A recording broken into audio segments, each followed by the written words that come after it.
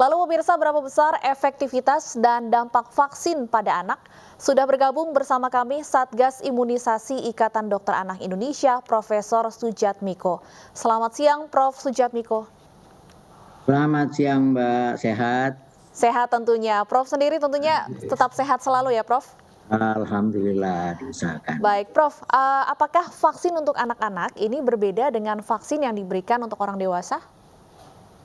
Sama persis vaksinnya yang sekarang sudah diizinkan oleh Badan POM kita, yaitu vaksin CoronaVac buatan pabrik Sinovac ya, yang di Indonesia dikelola oleh Bio Farma. Jadi Bio Farma Sinovac.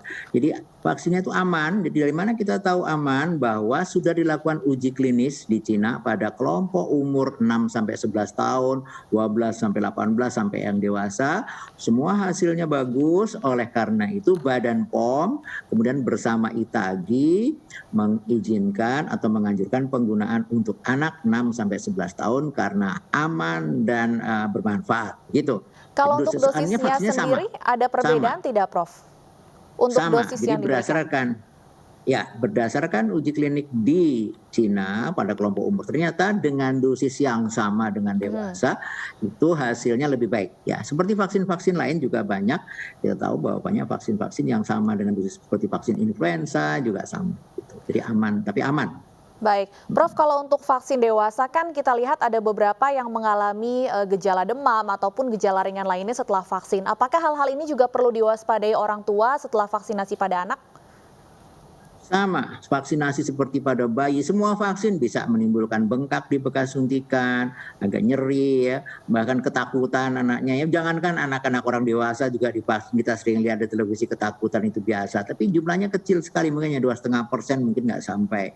Jadi bisa nyeri, bisa bengkak, bisa demam. Kalau nyeri, bengkak, demam bisa minum obat penghilang nyeri, minum, makan seperti biasa, banyak istirahat. Biasanya dalam 2-3 hari hilang begitu, Mbak. Artinya orang tua tidak perlu khawatir ya, Prof, kalau muncul gejala-gejala yang disebutkan tadi setelah anak menerima vaksinasi.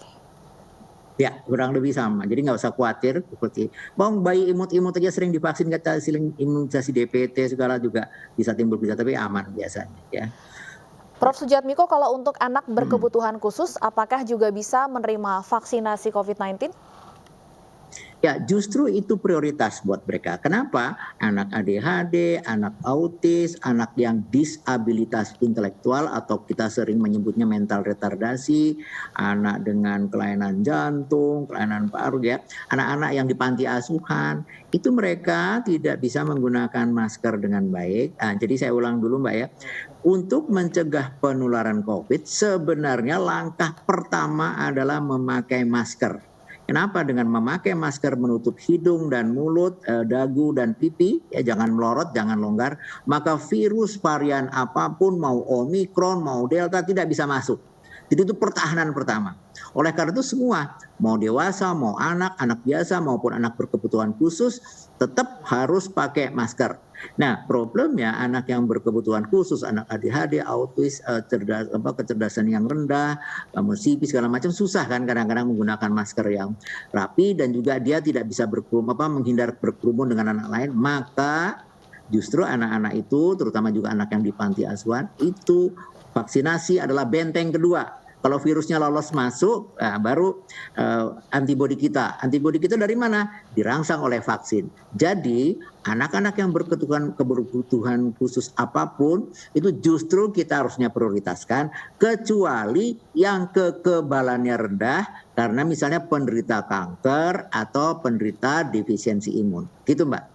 Baik, yang perlu digarisbawahi, anak tetap harus menggunakan masker meskipun sudah divaksin. Terima kasih Prof. Sujatmiko, Satgas Imunisasi Ikatan Dokter Anak Indonesia.